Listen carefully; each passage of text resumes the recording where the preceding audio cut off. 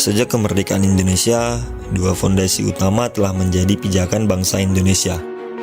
Pancasila sebagai dasar negara dan Undang-Undang Dasar 1945 sebagai konstitusi tertinggi. Kedua pilar ini saling terkait dan menjadi panduan dalam menghadapi tantangan bangsa serta meraih tujuan bersama. Untuk memahami lebih dalam, mari kita telusuri kembali sejarah dan makna yang terkandung di dalamnya. Kami dari kelompok 1 program studi sistem informasi kelas 1A mata kuliah pendidikan Pancasila dengan dosen pengampu Ibu Asri Nidyanti Sinurat, sarjana hukum, magister hukum, certified professional manager Universitas Royal.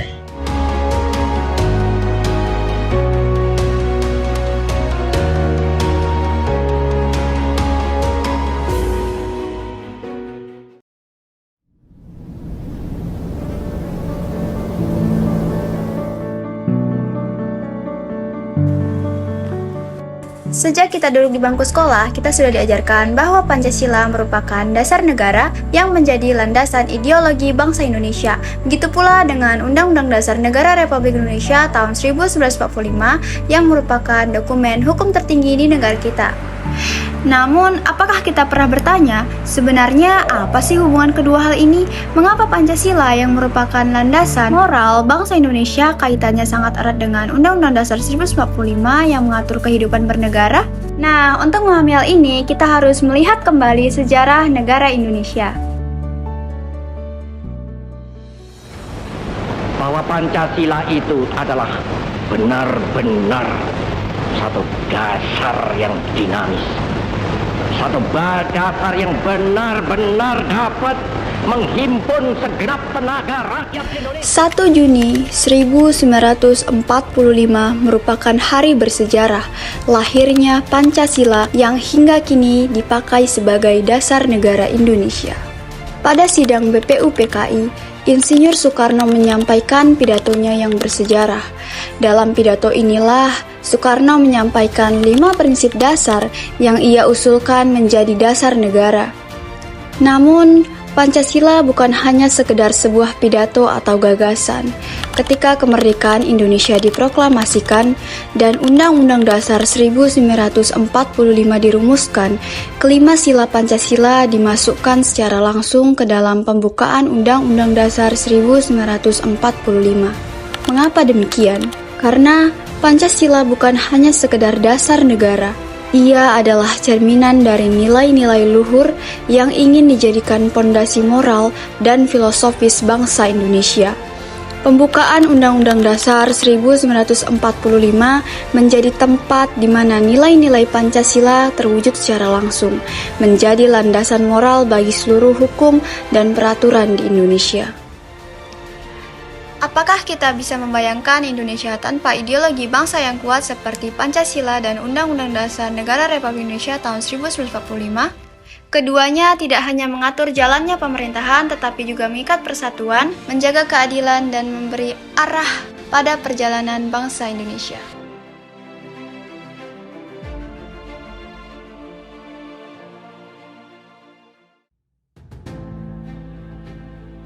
Setelah mengetahui hubungan antara Pancasila dan pembukaan Undang-Undang Dasar tahun 1945, maka timbullah pertanyaan penting, bagaimana sila-sila tersebut diimplementasikan lebih lanjut dalam kehidupan berbangsa dan bernegara.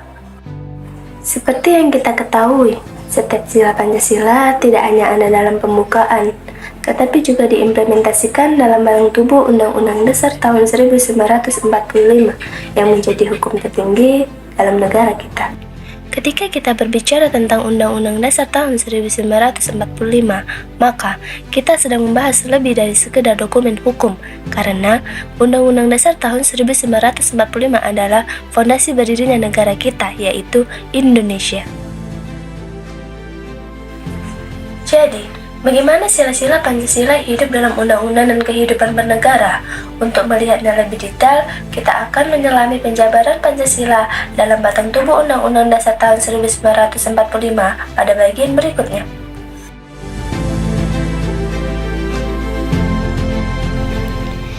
Setelah kita mendalami hubungan Pancasila pembukaan Undang-Undang Dasar 1945, sekarang mari kita fokus pada sila pertama dan kedua dari Pancasila.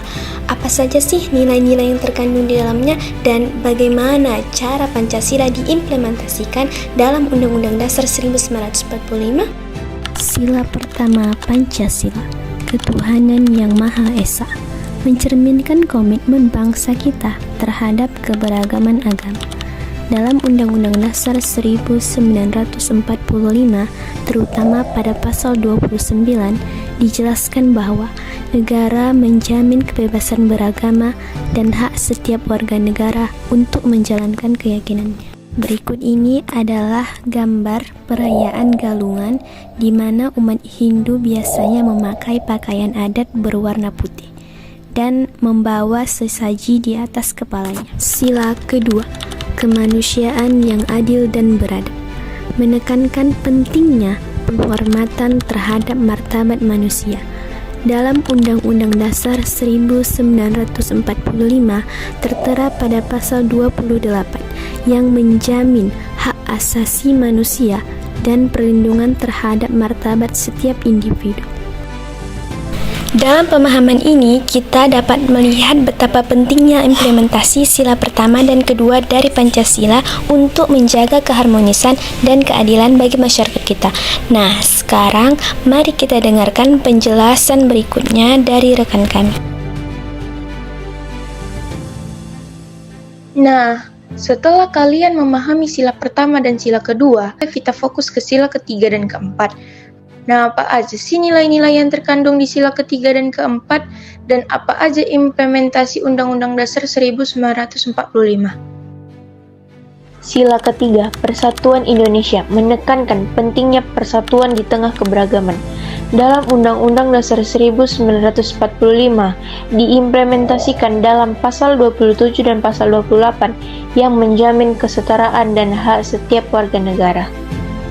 Sila keempat, kerakyatan yang dipimpin oleh hikmat kebersamaan dalam permusyawaratan perwakilan, mencerminkan prinsip demokrasi Indonesia dalam Undang-Undang Dasar 1945. Hal ini dapat dilihat pada pasal 1 ayat 2 yang menyatakan bahwa kedaulatan berada di tangan rakyat.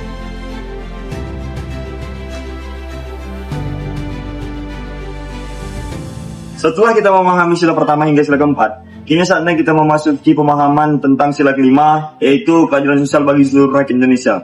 Bagaimana nilai ini diimplementasikan dalam Undang-Undang Dasar 1945?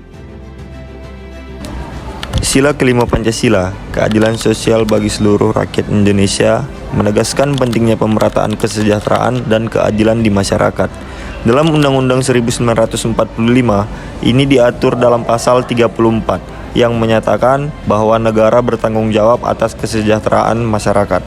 Berikut adalah contoh nyata dari sila kelima, seperti program-program bantuan sosial, pembangunan infrastruktur untuk daerah terpencil, atau upaya pemerintah dalam mengurangi kesenjangan ekonomi.